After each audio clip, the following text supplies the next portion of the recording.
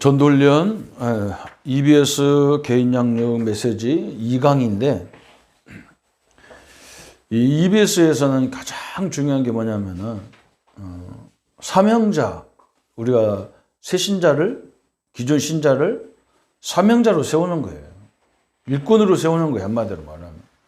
그러면 일꾼은 아니더라도 우리 성도님들은 이 EBS를 통해서 꼭 알아들여야 할 게 뭐냐면 하나님이 가장 기뻐하는 게 뭐냐, 이걸 알아들어야 되고, 또 거꾸로 얘기하면 그러면 사단이 나를 어디를 가장 많이 건들까, 이걸 알아야 되겠죠. 그죠? 하나님을 알고 사단 역사를 알아야 되고, 그러면 이 사단을 이기는 방법을 알아야 되겠죠. 세 번째는. 그죠? 그리고 예수님이 우리가 뭐라 했느냐면 제자 세우라 했잖아요. 그러니까 그런 일꾼을 찾는 방법을 알아야 되겠죠. 이 네 가지를 기록한 것이 EBS예요. 그러니까 오늘 1강, 2강, 그리고 다음 해부터는 뭐 훈련 1, 훈련 2, 훈련 3 이렇게 나오는 거예요. 그러니까 그쪽은 이제 뭐냐 이제 설명을 다 앞으로 할 거고, 1강, 2강은 하나님이 가장 기뻐하는 거, 심지어는 이 우주 만물을 뭘 중심으로 움직이냐, 이 전도예요. 그래서 하나님이 애굽을 축복하신 이유가 뭐냐면 애굽은 그때 당시에 세계적인 나라잖아요. 세계가 모여들었어. 그래서 하나님이 이스라엘 백성들을 거기 집어넣어가지고 모세를 통해서 하나님의 살아계심을 전체가 증거된 6월절 사건 10가지 재앙 사건이 일어난 거지. 안 가니까, 전도를 안 가니까, 선교를 안 가니까 하나님이 노예로 보내가지고 그렇게 역사를 일으켜버린 거예요. 홍해를 가르면서 전 세계 하나님을 설명했다고. 광야 통과하면서 40년 동안 하나님의 역사를 막 계속 설명했다고. 거기서 막 지금 주연으로 거기서 막 배우로 사는 이스라엘 백성들, 한 200만 이스라엘 백성들은 그게 너무 싫은 거야. 막 너무 힘든 거야. 사실은 그게 어마어마한 전도의 연극을 하는 것 같은 건데, 한 편의 드라마를 막 40년 드라마를 찍는 건데, 전 세계 하나님 살아계심을. 그래서 지금도 역사적으로 이걸 인정하고 있잖아요. 그 사람들이. 세계가 다 역사적으로 인정하잖아요. 근데 우리는 그것도 안 믿는 거예요. 우리 신자들이 별로 안 믿어. 전도는 이 하나님이 모든 세상 만물을 전도 중심으로 움직이고 있다고 보면 되는 거예요. 그죠? 우리도 마찬가지. 여기에 방향을 맞춰야 돼. 그래서 사업을 하든, 뭐 직장을 다니든, 뭐 가정생활, 직장생활, 뭐 교회생활, 다 이게 뭐냐, 전도와 연결되어 있다고 보면 딱 맞아요.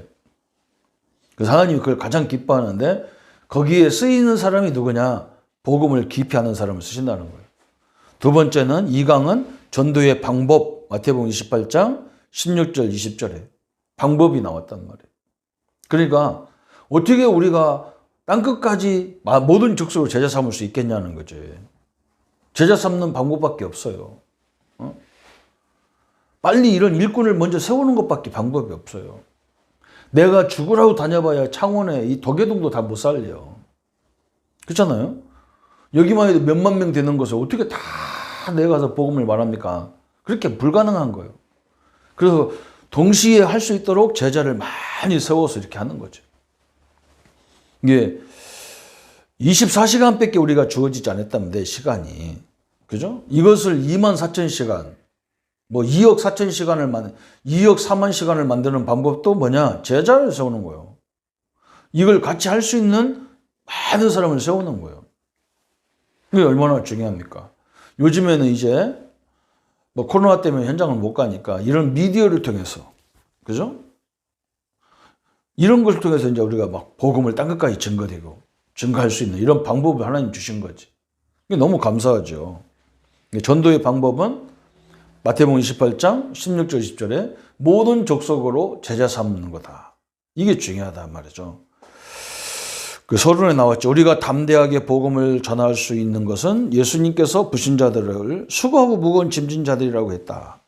이라고 정의를 내리셨기 때문이다. 우리는 겸손하면서도 담대히 전해야 하는데 성경에 나타나 있는 방법으로 전해야 된다. 이게 참 중요하잖아. 그죠? 우리 예수님이 수고하고 무거운 짐진 자다 그랬다는 거예요. 부신자들 보고. 그리고 여러분 가서 보라니까. 수고하고 무거운 짐으로 눌려있는지 가 보라니까. 어? 참 이상해요. 사람들 가보면요. 자기가 눌린지도 몰라요. 눌렸다니까. 다. 심지어는요. 교회 생활도 눌려서 하는 사람들 되게 많아요. 일반 교회 가보면 막. 완전 막 직분에 눌리고 막 일에 눌리고 막. 응? 은혜 받는 게 아니에요. 막. 응? 대부분 은혜 받으러 교회 오는 게 아니고 교회와 사역 일하러 오는 거예요. 막. 그래서 어떤 사람은 막 성가대, 찬양, 뭐 성가대도 하고, 막 식당도 하고, 어린이 교학기도 하고, 막 별짓을 별일 다 해. 그러다 보니까 주일날 하루 종일 살면 막 지쳐가지고 다 반은 죽는 거예요. 저 우리 교회 오자마자 성가대가 없어도 되고, 없어도 좋으니까 한 가지만 하라, 한 가지씩만. 자기가 헌신할 수 있는 한 가지 분야만. 그래야 전문성도 나중에 갖게 되고, 그렇잖아요? 하나님 그렇게 만들기 원하니까. 그래서 여러분이 이 방법을 잘 깨달아야 돼요. 사람들은 지금 그런 자기 어려움 속에 있는데 그 표현을 안 합니다. 눌려 있는데 그 표현을 안 하고 있거든. 그래서 우리는 여기서 첫 번째 어떻게 방법이 뭐냐? 뱀같이 비둘기처럼 누룩처럼 해라 그랬잖아요. 응?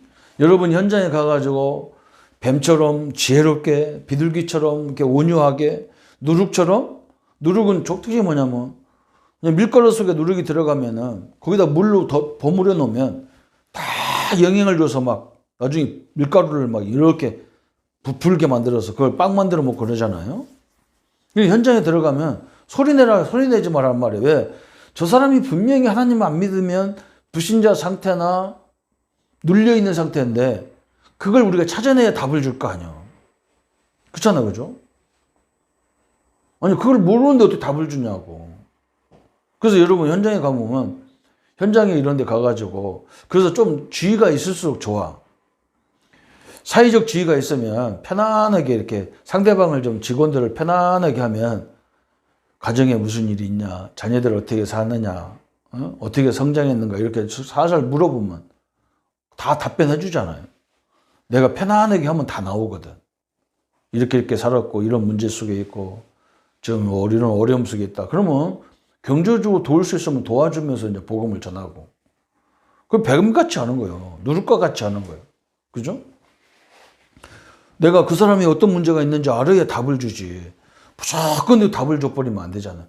너 예수 믿어야 돼. 너 막 예수 안 믿으면 헛거야. 이러면서 하면요. 신경질 난단 말이에요. 내가 뭐 일하러 왔지. 그 얘기 들으러 왔나. 이렇게 신경질 내. 근데, 조용하게 자기 답이 이렇게 문제가 있어서 나한테 상담할 정도 돼버리면 그때부터 답을 주는데 얼마나 좋아하냐고. 그래서 다락방 전도운동.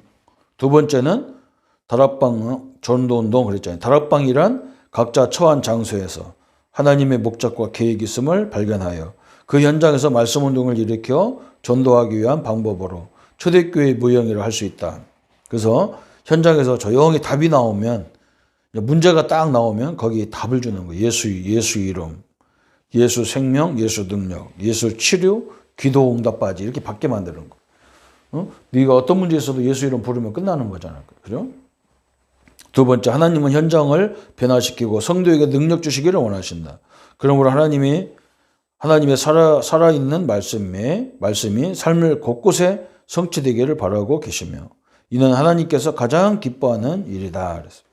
다락방 전도운동은 내가 있는 현장에서 우리 성도님들이 있는 모든 현장에서 그 상대방의 문제를 잘 알고 그걸 또 갖다가 막 우리 뭐 누구는 이런 문제 있고 누구는 저런 이런 말 하면 안 돼요. 절대로 하면 안 돼요. 그러면 마음은 다 다쳐서 안 돼. 좀 우리가 막 기독교인들 입이 입이 가벼워. 그냥 짓거리고 다닌단 말이에요. 쓸데없는 내것까지. 그런 것들 이제 하지 말고 그걸 다 기도 제목으로 딱 붙잡고 그래서 그 사람에게 정확한 답을 줘야 되지. 세 번째, 성경에 나타난 전도 전략 마태복음 28장 18절 20절에 예수님이 뭐라 했냐면 너희는 가서 제자 삼아라.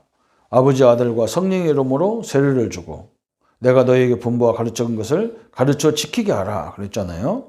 그래서 너희는 그 말로 요원, 그죠? 12제자를 말하는 거죠. 요원들. 그래서 우리가 성도님들이 먼저 내가 제자처럼 12명의 사도들처럼 내가 먼저 제자가 돼야 돼. 그러면 가서, 그죠? 내가 가는 것은 내 집으로 가고 직장으로 가는 거예요. 심지어 여러분 교회에서 가정에서 교회로 가는 거잖아요. 이게 여러분이 움직이는 그 모든 현장이 그게 지역이에요. 그게 현장이에요. 제자 삼아라 그래. 제자. 제자 삼으려면 내용이 있어야 하잖아요. 그래서 우리가 내용을 딱 준비해 놓고 아버지와 아들과 성령의 이름으로 세례를 줘라. 그 말은 뭐냐면 하나님에 대해서 그리스도에 대해서 성령에 대해서 충만케 막 그 은혜가 막 넘치도록 은혜를 받게 만들어라. 그러면 다른 사람을 또 가르칠 수 있다는 거죠. 그래서 전도의 가장 중요한 요소가 세 가지예요. 그래서 여기 위에 있는 세 가지, 물론 5가지지만 중요한 게 그거예요.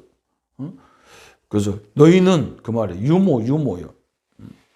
자식을 키울 수 있는 유모를 둬야 돼. 엄마를 두지 않냐 그러면 엄마들은 거기다가 자기가 못 배운 것을 자식 보고 하라고 그래. 하나님의 뜻이 뭐냐 이걸 안 가르치잖아. 너 이거 해 그러잖아.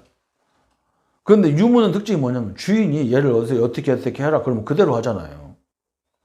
그죠? 유모, 아이들을 키울 수 있는 유모, 또 가서 집, 그죠? 제자 삼아라, 양식. 이게 유모와 집과 양식이 있으면 자식 많이 낳아도 되잖아요. 그러니까 여러분 현장이나 각 기관들에게 이 세 가지가 없단 말이에요. 유언이 없고 엄마가 없고 양식이 없고 집이 없고 양식이 없어. 그러면 방법이 없어. 저는 지금까지 목회하면서 어느 교회 가면 늘 내가 찾는 게 뭐냐. 먼저 사람부터 찾아. 그냥 저는 그때는 뭐 누가 제자라는 개념도 별로 없어. 이렇게 봐서 그냥 할 수 있는 사람은 그냥 해가지고 막 가서 설득시켜. 너 이거 해야 돼. 해가지고 그 사람 하나 세워놓으면 그 몇 명은 커버하잖아요. 그 사람이. 그죠? 내용을 준비시켜주고. 그러면 장소는 뭐 이제는 뭐. 장소도 마찬가지더라고. 막. 저 우리 명서동에서 우리가 처음에 내가 와서 교회할 때 35평짜리 그 조그마한 지하 교업밖에 없는데 거기서 어린이 교육교 중고등부 대학 청년 다 하려면 안 되잖아. 그래서 우리는 뭐 했느냐면 옆에 우리 성도님들 우리 전사님들의 집을 주일날은 그걸 사용해 가지고 거기서 어린이 교육학교도 하고 중고등부도 하고 대학도 하고 다 나눠서 한 거예요. 꼭 우리 여기서만 필요 없는 거예요. 그죠? 나는 여기 바깥에 건물 비어있으면 여기 교회 안에 없으면 바깥에 나가서 하면 되는 거예요. 건물 찾아가지고. 주일날만 쓰는 건물 뭐 잔뜩 하잖아. 돈이 없지 뭐 사람이 없지 돈이 없고. 근데 이게 필요하면 하나님 다 열어주게 그런 눈이 열리면 열어주게 돼 있죠. 그래서 세 가지를 준비하라는 강사. 유모, 그 다음에 장소, 그 다음에 내용을 준비하면 다 끝난다는 거예요. 네 번째, 현장에서의 제자 훈련. 그래서 현장을 잘 분석해야 돼요. 새 신자냐, 기존 신자냐, 사명자냐. 이걸 늘 잘 구별해야 돼요. 그죠? 새 신자 속에서도 이 사람은 은혜 받으면 사역을 감당할 사람이구나. 이것도 새 신자부터 있을 수 있어요. 너무 중요하죠. 그래서 왜 그러냐면 이런 걸 통해서 새 신자, 기존 신자, 사명자를 통해서 디모데후서 2장 2절을 찾으려고 그래요. 충성된 자, 새 신자든 기존 신자든 사명자든 거기서 충성된 사람을 찾아내서 우리가 재생산을 하는 거예요. 재생산. 성경의 예가 그렇잖아요. 사도행전 2장 41절에 3천 제자. 참 대단하죠. 120명이 모였는데 그 사람들이 은혜 받으니까 배로 역사. 배가 뭐예요? 3천 명이면 몇 배입니까? 사도행전 2장 46절에도 막 날마다 성전에 모이고 날마다 현장에서 막 역사 일어났어. 참 엄청난 일이 벌어져. 사도행전 6장 7절에 막 7명의 집사님들을 세웠는데 막 바리새인들 서기관들이 다 돌아올 정도로 제사장이 돌아올 정도로 막 역사 일어났잖아요. 사도행전 11장 26절에 막 바울 같은 일꾼이 돌아올 정도로 막 이런 문이 계속. 사도행전 14장에 노디아 같은 일꾼, 사도행전 14장에 디모데 같은 일꾼, 사도행전 16장에 노디아, 17장에 야손, 18장에 브리스라 부부, 19장에 에베소의 많은 인물들. 그래서 골로새 4장 15절에 눈바의 집 이런 일꾼이 나왔어요. 골로새 교회. 이게 하나님의 방법이었잖아요. 그죠? 재생산이 계속 일어났다. 어디까지 일어났냐면 그 제사 형상을 통해서 지금 우리까지 복음이 온 거예요. 이게 얼마나 큰 역사입니까? 그죠? 그러니까 하나님이 가장 기뻐하는 건 전도인데 그 방법은 이제 사람들 뱀같이 이렇게 기회롭게 상대방을 딱 복음으로 주면서 우리는 그걸로 끝나는 게 아니란 말이죠. 이 운동할 수 있는, 이런 문을 열어줄 수 있는, 또 이런 사역을 할 수 있는 제자를 찾는 것이. 왜? 그래야 계속 이 운동이 나가기 때문에 그래요. 우리가 결혼하려고 하는 이유도, 지금은 우리 청년들이 결혼할 목적이 그냥 좋은 여자, 좋은 남자 만나서 서로 이렇게 의지하가며 살라고 결혼하지. 옛날에는요, 결혼하는 목적이 분명히 있어. 우리 때는요. 뭐 때문에 그러냐? 씨를 받아야 돼. 응? 이 가문을 대를 이어가야 되니까. 그게 딱 정해져 있다니까. 지금은 젊은이들 애기 낳을 생각도 안 하잖아. 우리끼리 살다가 하지. 뭐 때문에 애 키냐고 고생하냐고 안 하잖아. 우리가 내 자녀를 안 만들어내는 우리 가문이 이제 거기서 대가 끊기는 거예요. 우리가 이 전도 역사에 자꾸 제자를 만들어내고 후대를 만들어내야 이 복음이 계속 연결되는데 그냥 복음만 전해다 그러면 안 되잖아요. 재생산하는 후대를 만들어내는 이 운동을 해야 이 복음이 끝까지 식어지지 않고 나갈 수 있다는 거죠. 그래서 하나님 이걸 굉장히 기뻐한다는 걸 알아야 돼요. 그래서 이거 목사님 나는 제자 어떻게 세웁니까? 그거 하지 말고, 그런 생각 하지 말고 내 자녀를 제자로 세우면 돼요. 이건 도망가지도 않아요, 내 자녀는. 그러면 되잖아, 그죠? 하나님의 축복이 함께하기를 예수님의 이름으로 축원합니다. 예수님 감사합니다. 하나님이 가장 기뻐하는 전도와 그 방법들을 알게 하시고 하나님이 이 복음이 증거되기를 원하셨고 전도의 방법은 많은 사람들이 수고 무거운 짐진 자로 죽어가는데 그들에게 답을 주지만 또 한 가지는 이 복음을 또 다른 사람에게 전하는 충성된 자, 이런 사명자가 있는데 이런 사람을 세워서 제자로 세우고 이런 사람들을 우리가 이 땅에 다 사명을 끝나고 천국에 갈지라도 그런 일꾼이 계속적으로 나오므로 이 복음이 끊어지지 않고 땅끝까지 하나님의 역사를 이루는 축복의 삶으로 인도해 주옵소서.